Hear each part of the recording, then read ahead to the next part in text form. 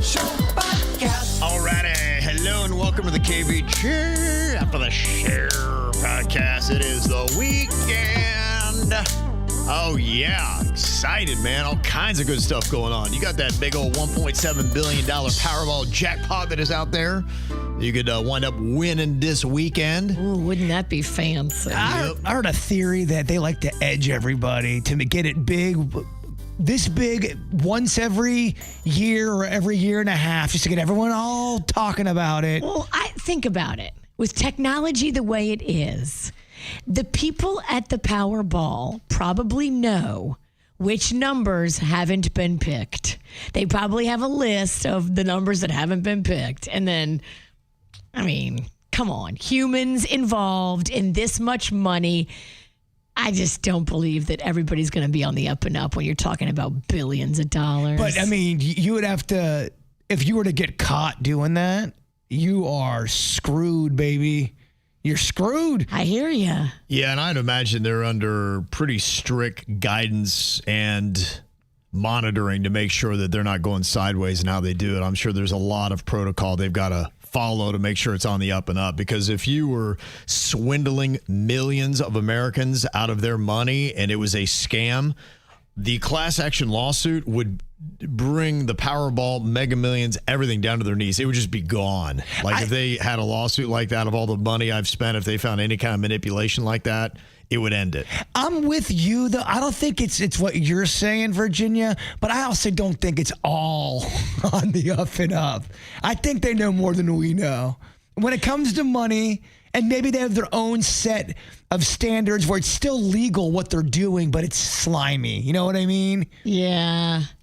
I don't know. I think whenever you have humans involved, you're going to have slimy, and you're going to have, especially with this much money on the line. You can't, but then that's why you got to have so many checks and balances to make sure that one rogue actor can't bring the whole thing down, because if there was any kind of scandal or cheating going on, it would bring it down. I find those game show scandals pretty cool, interesting to watch. Oh, you go, yeah. man, they're trying to. This one guy, I forget what game it was. It might have been the wheel and you spin it, not Wheel of Fortune, but Price is Right. There was something, or Klinko or Ginkgo or something. Plinko? There was a game that this guy studied at home on his couch. He did a documentary, and he figured out their system just sitting on his couch and knew if it goes this way. He basically was counting cards in a way. Okay. He got on the show and won this money, and they're like, no, you cheated. But if you have a flaw in your system and you figure it out and your brain's able to figure it out, I don't think that's cheating. I don't think it's cheating either. No, it's discouraged. It's just like the people who count cards. If you have an ability, then they will ask you to leave. They'll cash you out and they'll be like, hey, get out of here. And then they'll probably ban you from the casino for life because they realize that you have jobbed their games and they're not going to make money off of you. It's kind of like the same way somebody had mentioned that if you get over a certain level of winning on the gaming apps for sports betting, they'll boot you off the app. Really? Yeah, because they think you figured something out. Yeah, so they're in it to make money. So if you do well enough, that's how you know you finally won. If they kick you off of FanDuel, then you've beaten FanDuel. But to me, if you have that... They love a loser. If you have that gap, I mean, in baseball, you were revered if you were able to, if you were on the bench, they taught you to look at the other team when they're giving signs. And if you were able to steal the other team's signs and figure out what they're doing, they're the dumb fucks for not protecting their signs. You're the one that exposed it. So if you knew a fastball was coming, or if you knew a guy was stealing because the coach wasn't giving good signs, that's on that coach. You see what I'm saying? Yeah. You beat the system. It's research. Yeah. Be better at giving your signs. Protect your signs. We're at war here. Rob mentioned the McDonald's Monopoly game. Remember they had some cheating in that, and I used to love that game as a kid playing that. They brought that back? No. They did bring it back. Did they? They did bring it back at one point. It's not what it was. It wasn't. And I remember thinking back on my childhood, that was some of the funnest times of my life was playing that Monopoly game with my dad and my little sister You got the piece Becky. when you went there, plus you're going to McDonald's. I mean, it was just McDonald's was in a groove in that era. Me and my dad were convinced we were going to win. I mean, we were obsessed with that contest to where we were going around McDonald's and I was digging through trash to find extra pieces that people didn't give a shit about the game. You were dumpster diving for the plot. I was absolutely. And it was fun. Did you ever win anything substantial? Fuck no. Some fries, maybe? Just small fries. Yeah, small fries. That's all we ever won, too. I was like, this shit, it's rigged. I always remember there was one year I was one piece and I could have swore that I had it and something happened and it disappeared on somebody who threw the tray away. And I remember I was going to win something great on that. Then I remember as a kid, there was a Chips Ahoy contest that they had. And on Saturday morning, you had to watch their cartoon to get something. And I remember I was watching and they cut off the commercial. I'm like, holy crap. And I'm like, I swore I won that one too. It's the only two things I basically ever won. And I didn't get the win. You were robbed. I didn't get the satisfaction, yeah. With the McDonald's one, there was a way to make everyone believe they were about to win. There was one piece you would need. You'd be, all I need is one more. Baltic Avenue. I need Boardwalk. That's all I need. So it'd make you think you had a shot. But they did that to everybody. They made like one boardwalk in the entire country. Dang. Allegedly, of course. Mm-hmm. Yeah, so it'll be interesting to see how high this thing goes. If it crosses over the $2 billion, then it's going to likely become the largest jackpot of all time in American history. So we'll see if it can keep on going. I don't think it's been since May that they've had a winner. So we'll see. And in sports, the history of sports, the people who've taken a dive for some money. I mean, think about boxing, how easy that would be. Oh, my gosh. That would be your easier one, I would imagine. So easy. Well, they actually have a baseball player right now that's suspended because they found that he was tanking pitches on prop bets. So, in fact, somebody had mentioned it in here the other day. They had said, when you have the gaming apps, you can bet on every pitch, every shot, everything. Be like, is this going to be a strike or a ball? Is this going to be a gained yard? Is it going to be a touchdown? Whatever.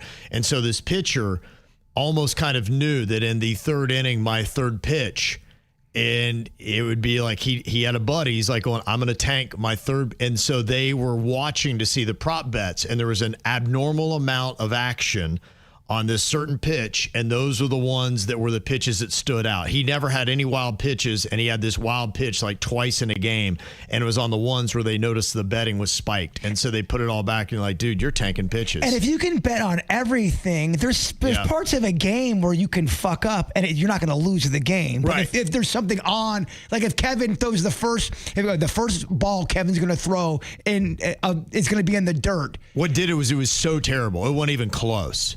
He basically came right out of his hand, hit the ground, and then rolled to the home plate. And they're like, what's up with that? And then they're like, and then they started looking like, let's kind of take a look. That was the third pitch of the third inning. Like going, look at the betting number on that.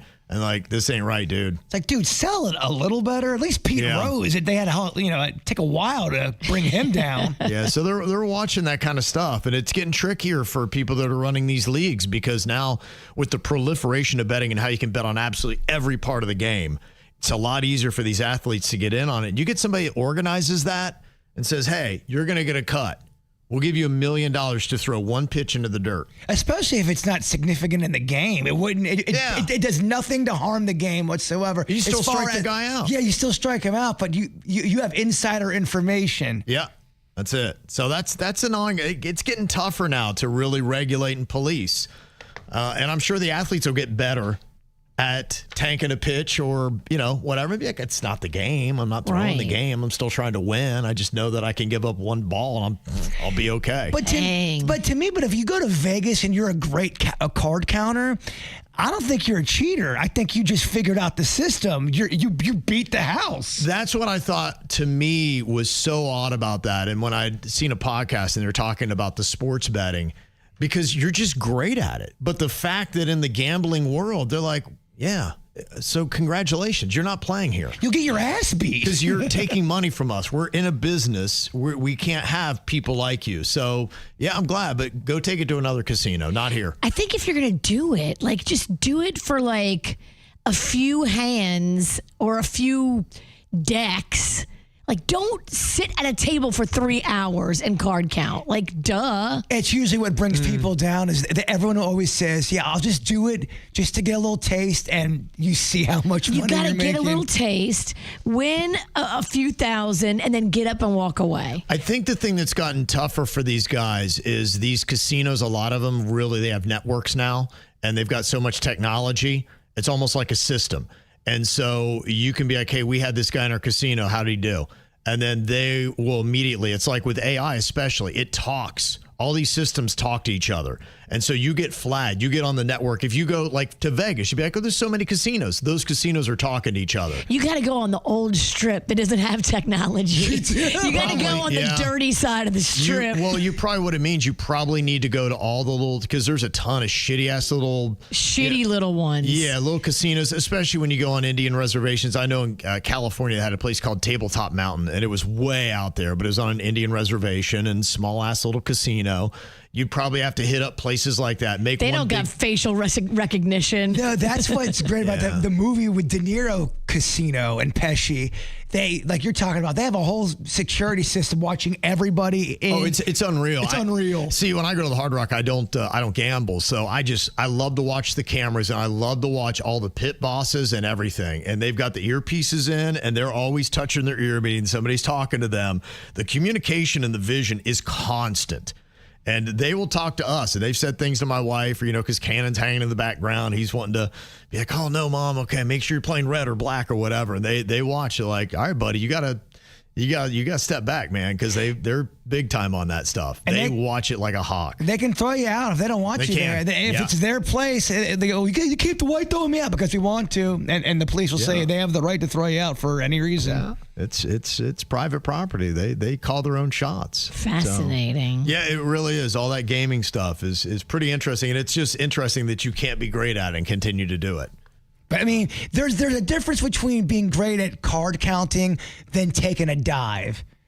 If you're a boxer and you let someone knock you out, that's different to me. Right. Excelling at something and being that good that you get kicked out of it, that's to me the ultimate. I'm like, I can't even gamble because I'm so good at it. Yeah, somebody that you have no honor if you're cheating and throwing games and all that stuff.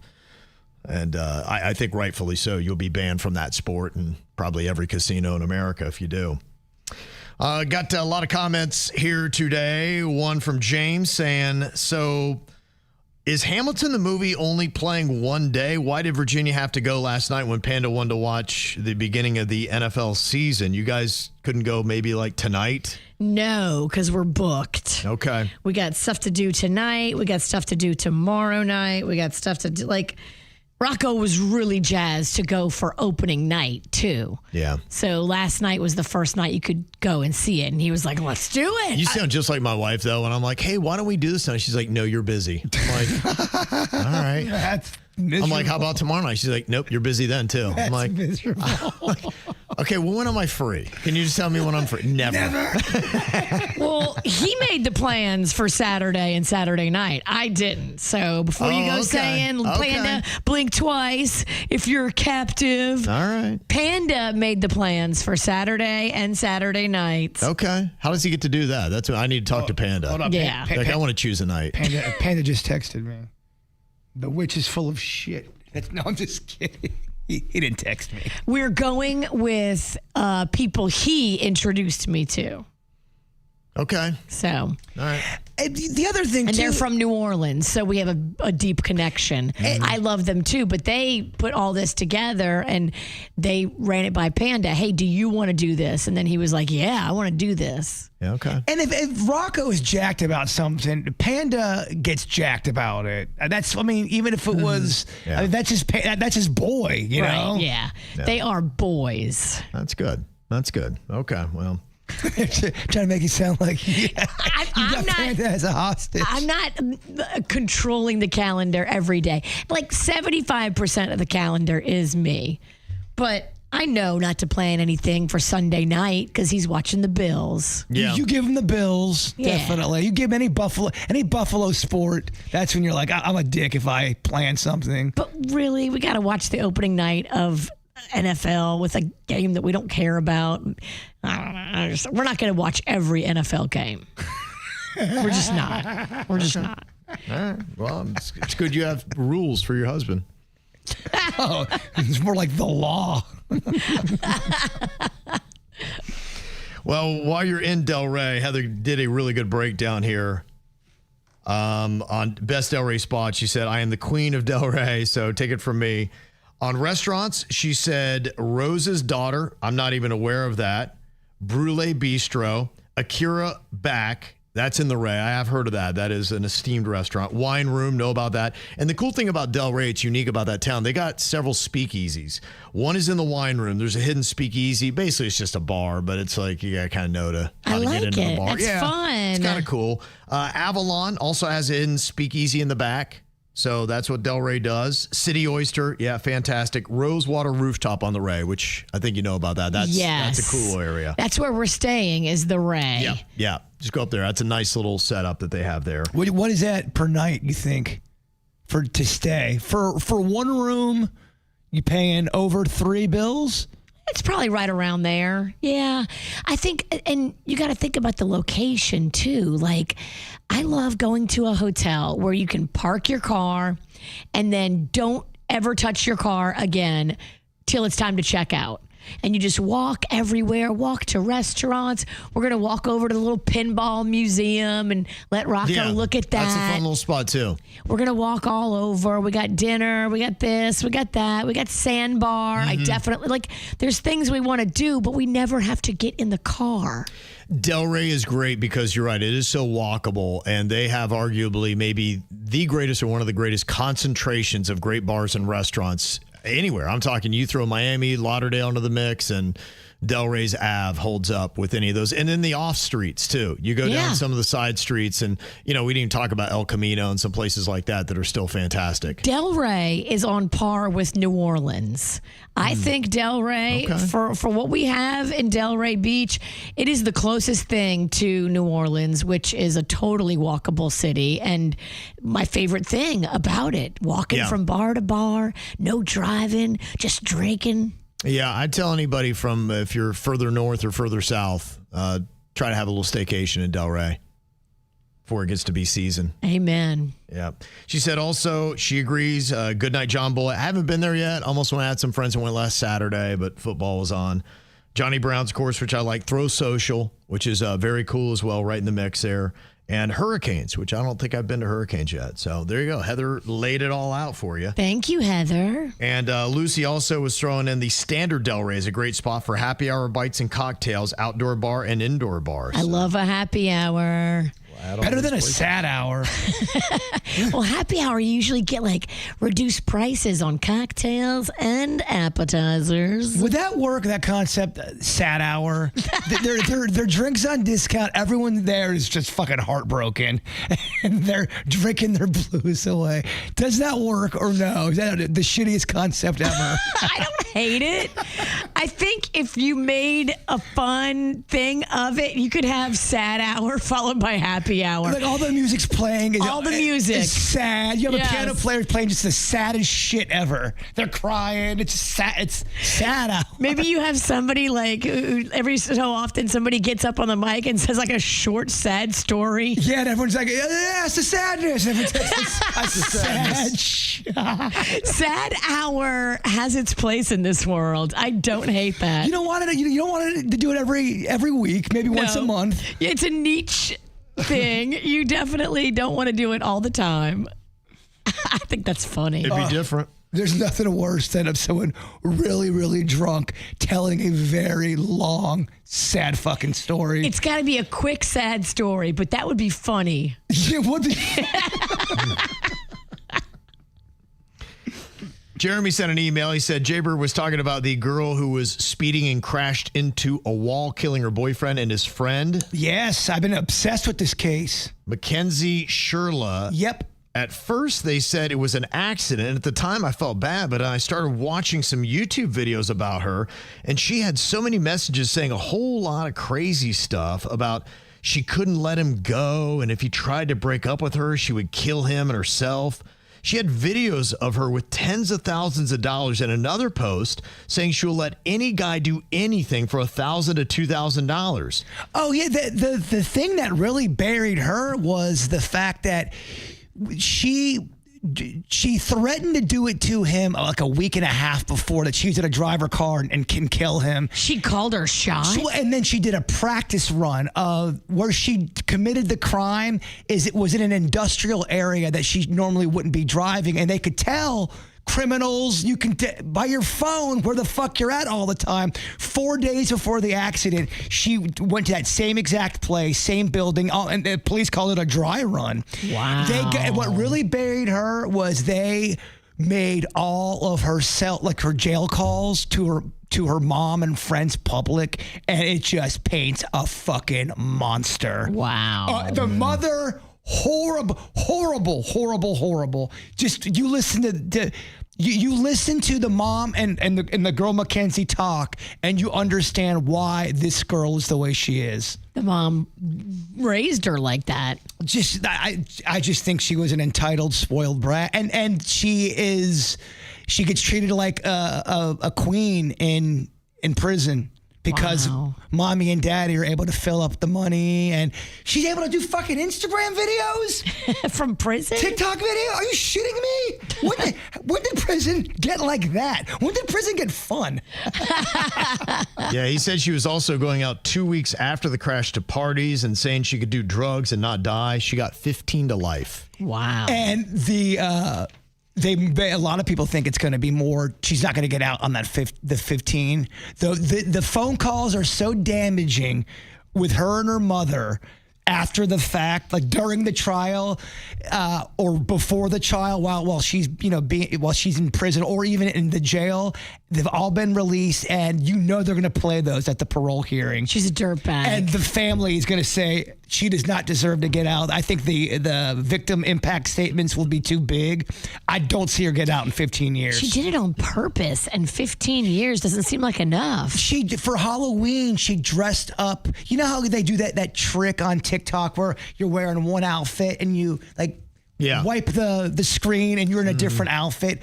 They went as dead skeletons for Halloween after she killed her boyfriend, her and her two friends. So all of a sudden they're like dressed in this outfit, and then they scratch and they're like dead zombies. People go, "Why are you doing this?" Yeah, it's a pretty fucked up case. Well, sounds like where she is where she needs to be. But she hurt herself too in the accident. But they said she did it in a way she knew she wasn't going to die. Wow. Crazy. That's a psycho type behavior. Dude, there's more to this story. I know I'm a bit long-winded on it. That's because I just been obsessed with it of lately. I didn't know about it until recently. Wow. I can't believe all she got was 15. Well, I think it's going to be more. I think it's a dicey kind of a case because the phone calls are talking, when they're talking to the mom, they're talking about life in prison, and this is going to be her life. And why was the judge so mean to me, Mom? Because you drove into a wall and killed 2 people. Yeah. On purpose. That's what the police say. Well, it's been a while since we've gotten an Ed Gein fun fact here. But you're going to get a whole special of them because they're going to be doing Monster, the Ed Gein story. It's going to be hitting Netflix October 3rd. It explores Gein's gruesome crimes that influenced horror films like Psycho, The Texas Chainsaw Massacre, Silence of the Lambs. Charlie Hunnam is going to be playing Ed Gein, and here is the trailer. What shocks you most about him? How did he do it?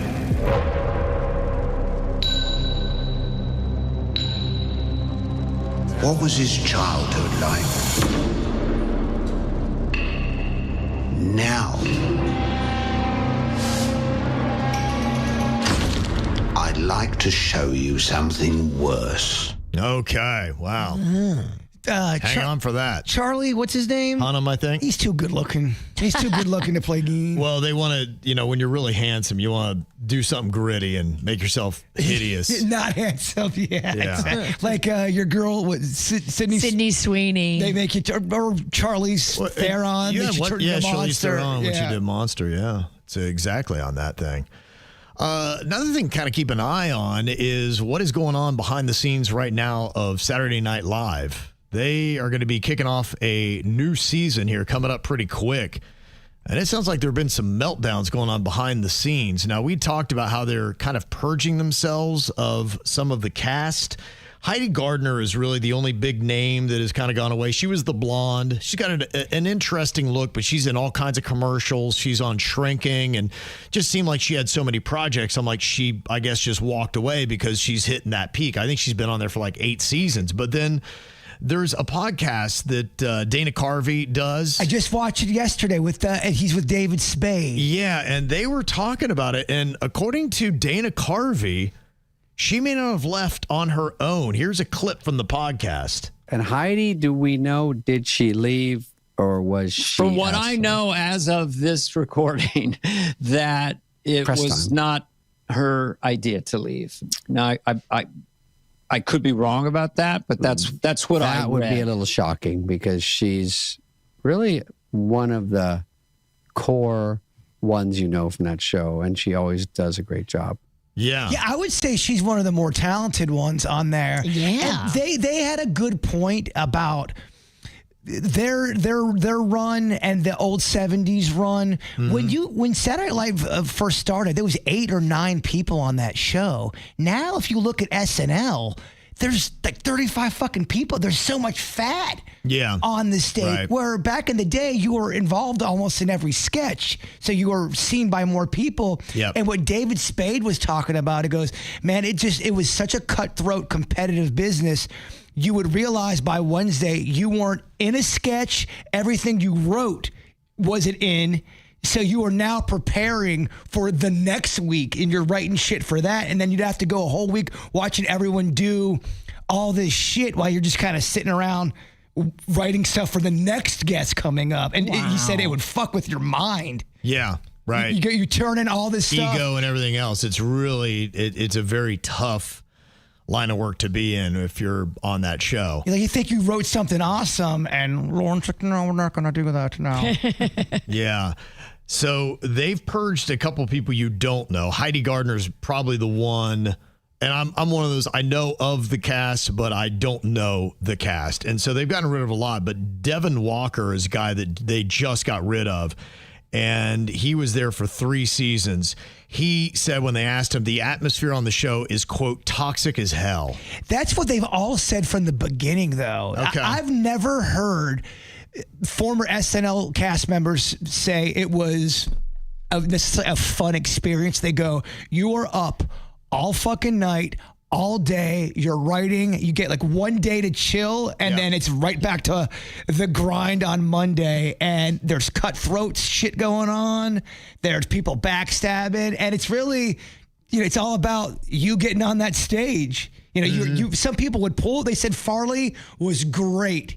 If you did a great job, you'd be the first person. Great job, Sandman. It was awesome. You just crushed it. Not everyone was like that. Rob Schneider was not one to be known to be like that. Oh, shocking. Yeah. Wait, Schneider was a tool? He wouldn't be like, oh, Kevin, man, you crushed it on that stage. Right. He's thinking of, how can I fuck Kevin over for next week? How can I look better and make Kevin look worse? And that's not because we had beef with him. That's got nothing to do with politics. That's what I've heard other people say about him. Oh, it's his personality. Working with him. You can see it as soon as he walks in a room. He thinks he's better than everybody. Have you seen the Latino guy that is on the show right now, Marcelo Hernandez? He's from Miami. Yes. He's the one that plays like the hot Latin lover, and, he's banged everybody. It's kind of one of the characters that he has. He's, I guess, the dude, if he's going to be back, he is going to be making a move this year because he's becoming one of the more recognizable faces on Saturday Night Live. And he's going to be filming his first Netflix comedy special. He's going to be doing it at the Miami Improv. September 19th and 20th is when they're going to be filming. Those shows are sold out. So he's added 2 warm-up sets, September 17th and the 18th at Miami Improv. Tickets start at $56, go to $170 on Ticketmaster.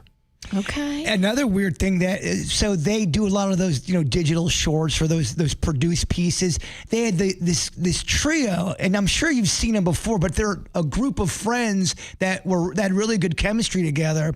They made one And they all pretty much did the producing of those videos. They fired one of the group, kept one only as a writer, and then they kept the other one just as a performer. So that'd be like someone coming in here, firing one of us.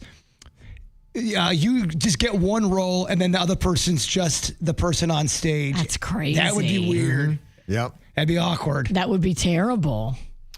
And another thing I thought was kind of interesting as well. Did you see that they accused Selena Gomez's mom of snorting Ritalin? I did see that.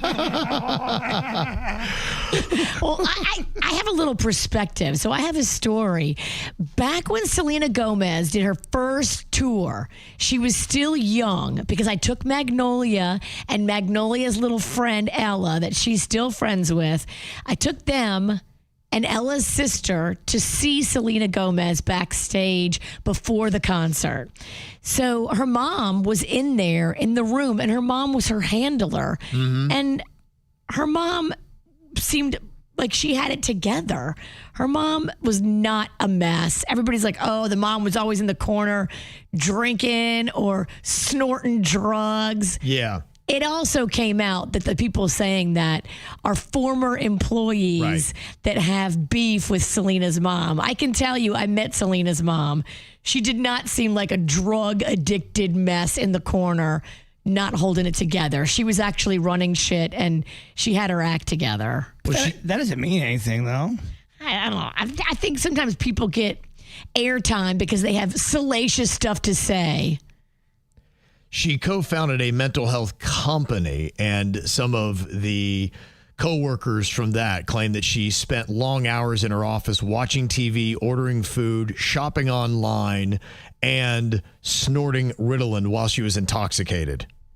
So that's what they claim, but she said it's just disgruntled employees. So who knows, but you see Selena Gomez's mom just doing a big old line of Ritalin. I can't see it, but what do I know? I mean, you never know, but also... You never know, but I mean... But okay, you never know, first of all. Second of all, there are disgruntled employees that make shit up. So both can be true. Anything could be true. Mm-hmm. But I'll just tell you, from the one encounter, it seemed very buttoned up. That's the one thing I walked away from the Selena Gomez backstage experience with. Like, you really couldn't mess around because it was a very well-run, tight operation. Like, nobody was acting out of line. It was very prim and proper and buttoned up, and it was almost a little too much. Like, I felt like I was a little bit of a wild card back there. Okay. And they were kind of looking at me like, I don't know. Did she just snort Ritalin? Well, what if a doctor prescribes you Ritalin? Let's say you have a legit prescription and you crush it up and snort it. Is that illegal? I don't know. You're still putting it, I mean, you have a prescription for it. Whether you put it up your ass or up your nose or in your mouth, does it matter if you have a prescription? Can you put Ritalin up your ass? I'm sure of it. I'm not a doctor. Show me on Denny's. As long as it fits. Denny's would be... Denny's! Probably be bouncing out all over the walls of this place. Get in here. Drop them. I thought that's what people did to get the drugs in the system quicker. Put it in your butthole. Sometimes. Yeah, Some people do that with alcohol, too. Oh, my gosh. I don't think it's good, though. No. I think you can kill yourself. Imagine, yeah, because you enjoy it rushes in so fast. Could you imagine doing a shot of tequila through your butthole? Do it, bitch. She does have she has the do it bitch point. Okay. Yeah. All right, I see your perspective. Yeah, kick your legs up on the wall and open up that bunghole. You know it would do well. That's when we get in the thousands or the 1,000 mark watching live. I don't think anybody else can put it in your butt, but you have to put it in your own butt. How am I going to do a handstand? Well, I think you should lay down on your belly. I know what you're worried about because you're married and we're guys and all that. But I think if it's the dudes, the dudes can do each other's butt. No, just kidding. You want to be respectful to Panda. Maybe I'll get like a girl to come in here that we're Evelyn. Maybe we'll get Evelyn to come in here. I'm not now. I'm getting uncomfortable with this conversation.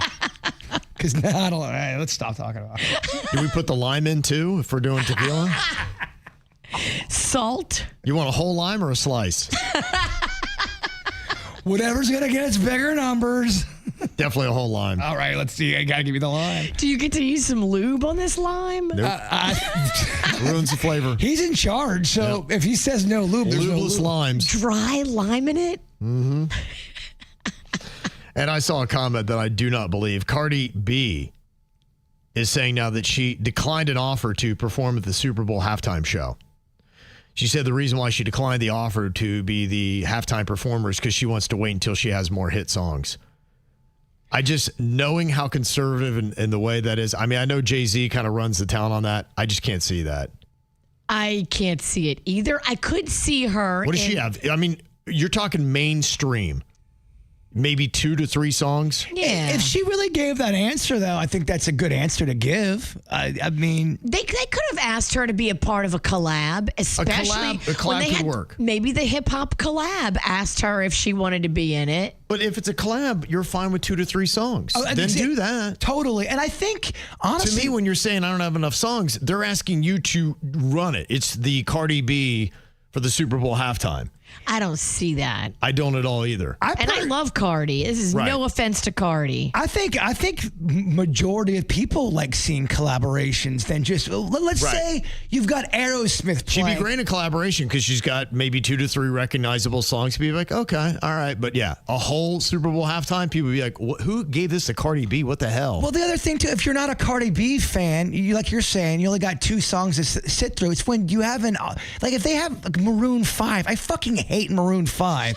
So when Maroon 5 goes to hit the stage at the halftime show, that's not where I'm going to be at. If you have variety, you at least you're kind of going, all right, who's coming out next? Cardi B has a great song with Bad Bunny that I like it like that. Yeah, no, absolutely. Yeah, that would work really well at the Super Bowl. But you're talking about one song. Right. And if that was in a collab, that'd be amazing. That would be fantastic. Bad Bunny and her. Yeah. But if you ran the halftime show like they did when 50 Cent came out, everyone was doing it. They should. And I would do everything to get Bad Bunny in that. You don't want him to be the whole showcase and star because all the gringos would be like, what the hell? Who is he? But yeah. But throwing him in there for that spice and increasing the audience, Bad Bunny would be great to have for a collab. But imagine you had a Bad Bunny or a Cardi B, then all of a sudden fucking Dolly Parton walks on stage too, and you've got all of this music up there. It'd be amazing. It would be That's totally what I always think a halftime show should be. I love collaborations more than one artist because, I mean, how many people really... Even when you look at it, how many people love just one artist? That's exactly it. It's so hard. You're not going to please everybody with one artist. There's always going to be people disgruntled and upset. Collabs, you can scratch a lot of itches with that. And I love the idea of a surprise on stage going, oh, shit, they're bringing out guests. Who's going to be next? That, to me, is awesome. That is awesome. The anticipation. Mm-hmm. Okay. Well, there you go. All right. It's Friday. We're going to end it on some fun. So that's it.